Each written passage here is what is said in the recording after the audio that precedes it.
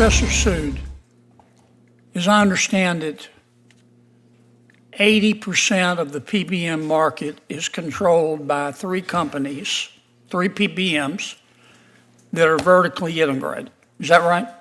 That is correct. Does your research show that the prices that consumers pay are higher than they would be if those companies were not vertically integrated? So my research on Medicare Part D... Give me an answer. Partially. What do you mean partially? They're either higher or they're lower. There's no such thing as a partial price. What I find is that Medicare Part D premiums are higher as a result of vertical integration. Hello, Americans. Welcome back to Republican Forum, where we speak truth to power, stand up for working families, and hold Washington accountable. Today, we're diving into one of the most corrupt and infuriating rackets in American healthcare, the prescription drug scam controlled by Big Pharma and their middlemen, the PBMs. And thank God for Senator John Kennedy of Louisiana. That man's not afraid to cut to the polished lies and call these power brokers out. Before we get into it, hit that like button, subscribe, and share this video with every American who cares about their health and their wallet. But why don't we skip the foreplay and go right to the sex and get rid, outlaw vertical integration for Part D? Would you accept an amendment to your bill like that? I don't want to answer that question right now because I want to study that. Would you support that, Mr. Scott? Let me just guess what your answer is. No, sir, and I can explain why. No, you speak Sanskrit. I mean, I'm sorry. You know, you're good at it, and I know your job is to protect the PBMs. And I might tell us I don't think PBMs are the only ones at fault, but you don't have unclean hands. Professor Sood, you say PBMs ought to be fiduciaries. To whom? To both the plan and their members.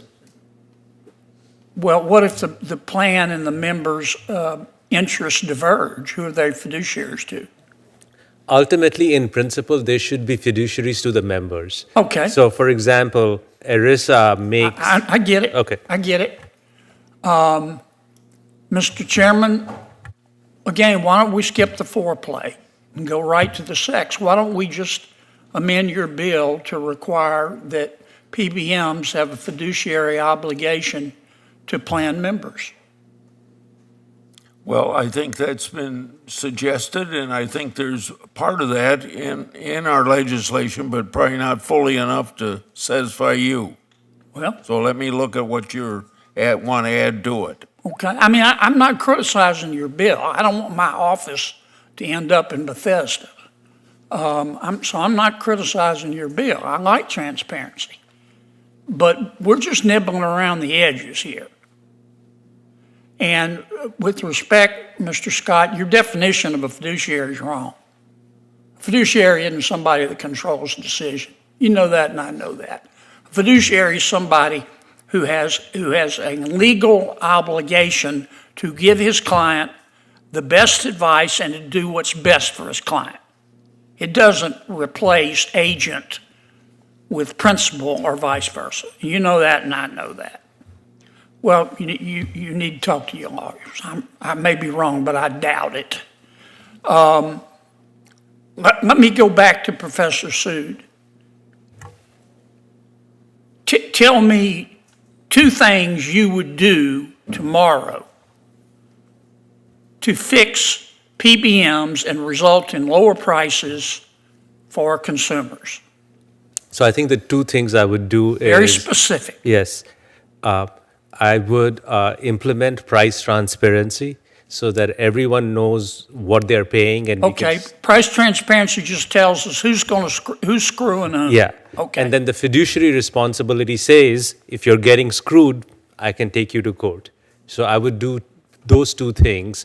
And those are, I think, better than banning particular practices, because otherwise it's whack-a-mole. You ban spread pricing and something else will show up Okay. a year from now. I got 29 seconds. Do you have any other suggestions? I appreciate your So straight talk. the other thing we can do is, what I recommended is pass-through of rebates to patients. So suppose a drug... Say that again? So pass-through of rebates to patients. Uh-huh. So for example, the list price of a drug is $50,000, but the rebate on the drug is $40,000. So when a patient is paying cost sharing, suppose 10%, they should be paying on the post-rebate price. So which is the $50,000 less the $40,000 rebate. Right now, what's happening is patients are paying cost sharing on the $50,000. So this would immediately lower patient out-of-pocket costs. So as Dr. Kocher said, for the cancer patients, So you're saying the number after us, the PBMs are jacking up, are encouraging manufacturers to jack up the list price so they can jack up their rebates. and that... Is that right? Yes. That's and, illegal. And the jacked That's up... illegal. Yes. I don't know about that, but it... I do. Okay. It's illegal as hell. Yeah. 80%, yes, 80% of the PBM market is controlled by just 3 megacorporations. These aren't free market innovators. They're monopolists. They're vertically integrated juggernauts running the system from top to bottom, negotiating prices, controlling pharmacies, setting what patients pay. It's a rigged game, folks. Kennedy asked the question we all want answered. Are prices higher because of this setup?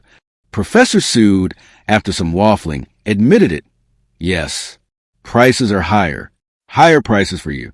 More profits for them. Senator Kennedy said it best. Let's skip the foreplay and go right to the sex. Translation? Cut the political theater and fix the system. Right now, he proposed a real solution. Ban vertical integration for PBMs and Medicare Part D. Mr. Scott, the industry rep, of course, said no. Of course he did. Because these people are not protecting patients. They're protecting profits. Kennedy nailed it again when he took aim at the legal smoke screens. A fiduciary is supposed to put your interests first. PBMs don't, and the industry knows it. Sood agreed PBMs should be fiduciaries to plan members. But Washington doesn't want to go that far. Why? Because they're scared of lawsuits and accountability. But as Kennedy said, if you're getting screwed, you ought to be able to sue somebody. Now here's the part that proves the whole system is a scam. Sood revealed that PBMs push drug makers to inflate list prices so they can rake in bigger rebates. But do they pass those rebates on to you? No. So when your insurance says you owe 10%, it's 10% of a bloated list price, not the real cost, not the post-rebate price. Kennedy said it straight. That's illegal as hell. And guess what? He's right. It is. But no one's enforcing it. Here's what we, the people, must demand. Ban vertical integration, require full rebate pass-through, make PBMs fiduciaries, bring accountability and real competition back to the market, and prosecute corporate fraud without fear. This is not about left versus right. This is about the soul of American healthcare. And only leaders like Senator Kennedy have the courage to say what everyone else won't. So here's what you can do to fight back. Like this video, it helps us reach more patriots. Share it with friends, family, and co-workers. They deserve to know what's happening. Subscribe to the Republican Forum for more straight shooting, America First truth, and smash that notification bell so you never miss a new upload. We're not backing down. We're not playing nice. We're fighting for your wallet, your health, and your freedom. God bless you, and God bless the United States of America.